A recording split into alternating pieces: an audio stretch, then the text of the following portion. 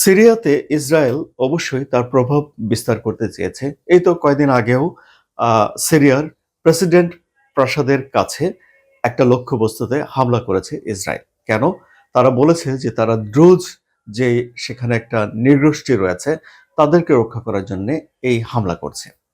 কিন্তু সিরিয়াতে এর আগেও যখন বাশার আল আসাদ দেশ ত্যাগ করতে বাধ্য হয়, সেই সময়টিতেও আমরা দেখেছি যে ইসরায়েল ব্যাপক হামলা করেছে এবং তাদের লক্ষ্যবস্তু ছিল সিরিয়ার সামরিক জায়গাগুলো এবং এগুলো ডেভেলপ করেছিল ইরান এবং রাশিয়া যৌথভাবে।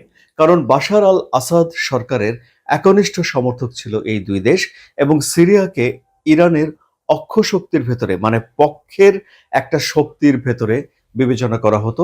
ডেফিনেটলি বাশার আল আসাদ রাশিয়াতে চলে যাওয়ার পরে সিরিয়াতে ইরানের প্রভাব কমেছে, রাশিয়ার প্রভাব কমেছে এবং ইসরায়েল সেখানে প্রভাব বিস্তার করতে চায়, কিন্তু সত্যিকার অর্থে প্রভাব বিস্তার করে বসে আছে তুরস্ক।